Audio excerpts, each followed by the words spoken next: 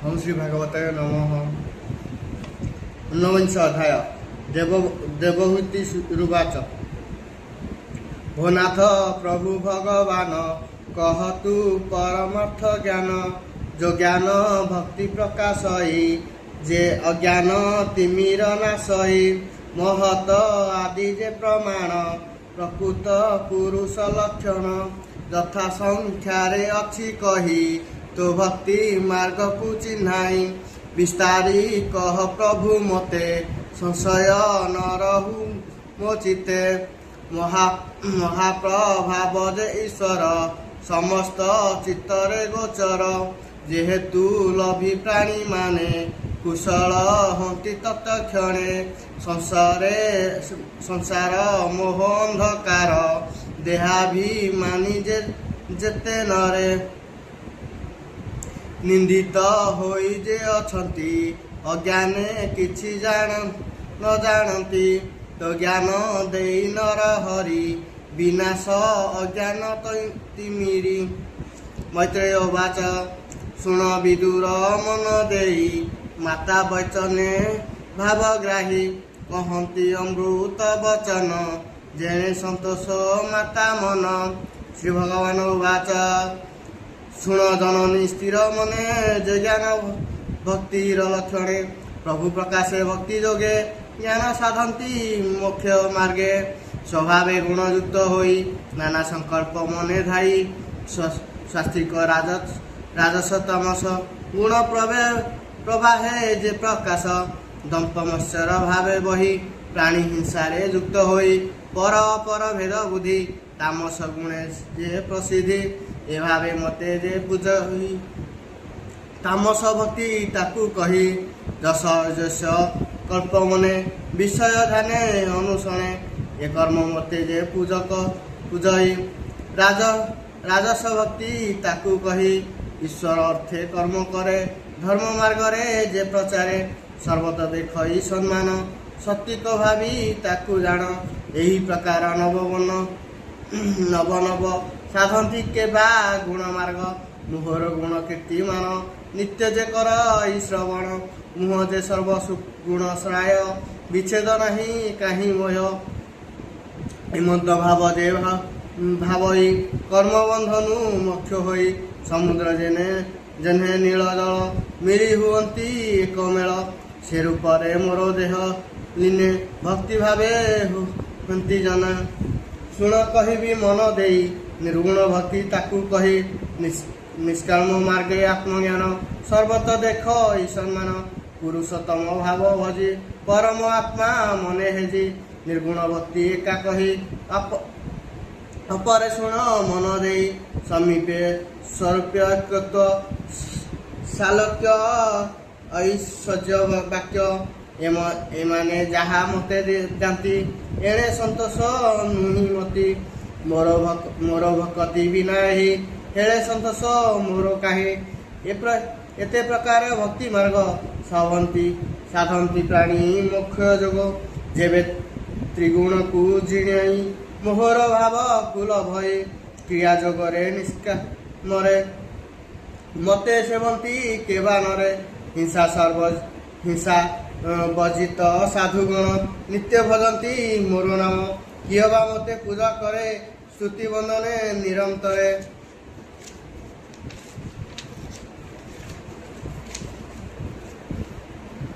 दर्शन स्पर्शन प्रमाण, ज्ञान वैराग्य आराधन, मित्र भाव सर्वजन, देखई आत्मार सम्मान, जम नियम मार्गे सिद्धि, बहु प्रकार मान्य साधि, बसई अनुकंपा होई, मो बिनु अन्य न जानई, मोहर ज्ञान संकीर्तन, श्रवणे अर्ध म दर्शन, अर्जीव साधु संग गुण, अहिंसा धर्म पारायण, साधु निर्मल भाव गुण, मोहर धर्म आचरण, मोर गुण शुणी कने, आनंद हुंती प्राणी माने, जे मते पवनर बळे, सुगंध दुर्गंध प्रसारे, से रूपे आत्मा अविकार, रूप देखिब ध्यानर, मुहि सर्वभूतर ईश्वर, आत्मा संपूर्ण गोचर, हेमंत भाव मोर छाड़ी, जे पूजा अन्य लाभे बढ़ी, ମୁଁ ସର୍ବବ୍ୟାପୀ ଯେ ଅଟଇ ଏମନ୍ତ ଭାବ ନା ଜଣଇ ଯେ ଭାବେ ଅନ୍ଧ ବର ହୋଇ ସେ ଶାନ୍ତି କେବା ନ ଲଭଇ ମୋତେ ପୂଜିବ ଯେବେ ସେହି ତାର ପୂଜାରେ ଦୋଷ ନାହିଁ ସର୍ବଭୂତରେ ସ୍ଥିତି ମୁହିଁ ଯାବତ ପ୍ରାଣୀ ନ ଜାଣଇ ତାବତ ସ୍ୱକର୍ମ ପାଶରେ ପ୍ରାଣୀ ବନ୍ଧନ ଏ ସଂସାରେ ପର ପର ଏକ ଆତ୍ମା ଅନ୍ତର କରେ ଯେ ମହାତ୍ମା ସେ ମୃତ ପଥ ନ ତରଇ ସଂସାର ମାର୍ଗେ ଭ୍ରମ ହୋଇ যে আত্মা সর্বভূত মধ্যে অর্জন করে যেণু সাধে মিত্র ভাবে সর্বদেক্ষ সংসার তরে সে প্রত্যক্ষ অজীব মধ্যে জীব শ্রেষ্ঠ জীবর প্রাণী সে গরিষ্ঠ প্রাণরু চেতনা বিশেষ ইন্দ্রিয় বৃতরে প্রকাশ ইন্দ্রিয় সর্বগুণ শ্রেষ্ঠ রহস্যমস্য যে গরিষ্ঠ গন্ধবেদীরে সে ভ্রমরে সবদে হেলে সর্বস্বর রূপরে ভেদ বিদ হই বর্ণে সে প্রত্যক্ষ অটই আপদ মধ্যে বহুপাদরে চতুষ্পদ মনুষ্য মধ্যে চারি বর্ণ এথরু ব্রাহ্মণ উত্তম ব্রাহ্মণ মধ্যে দেবজ্ঞ বহু অধীনে যে অর্থজ্ঞ সংশয় ক্ষয় যে অর্থজ্ঞ করই কেবল কর্ম আত্মাকু নাম তেণু করি মুক্ত সাঙ্গকু সে আচরি মোর অপ্রীত কর্ম করে আত্মারে ভাব নিরন্তরে মোর সে কর্ম সম পাই আত্মা সহিতে তাহা চাহি এরূপ মোর মন কান্তহি বহু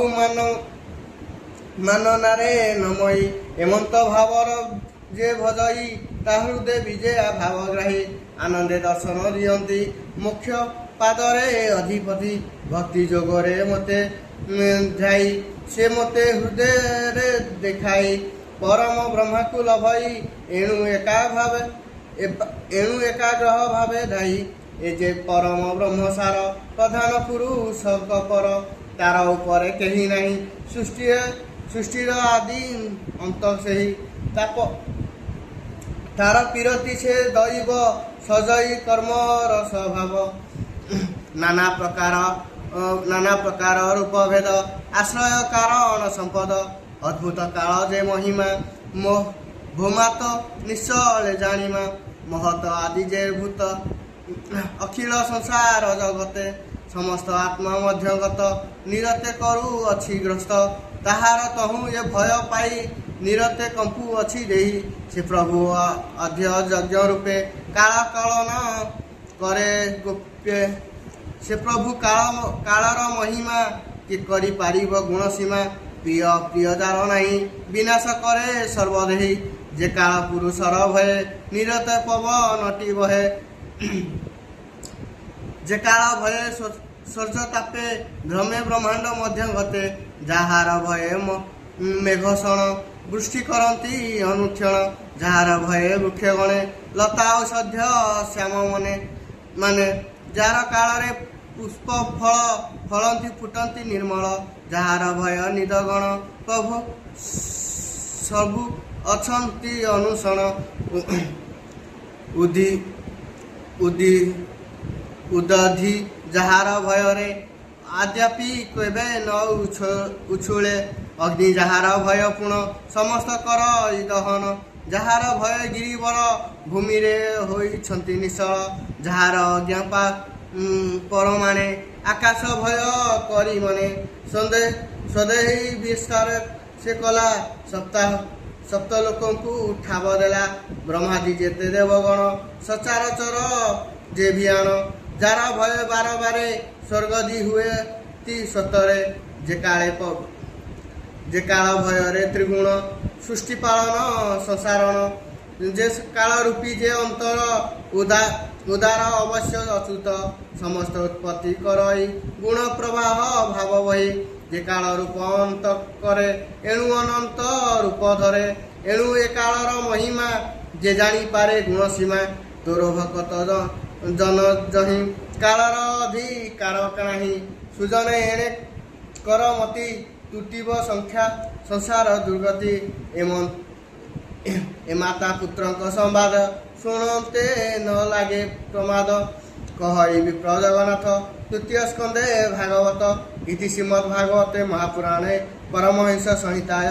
वैषयिक तृतीय स्कंद माता पुत्र संवादने ऊनविंश अध्याय।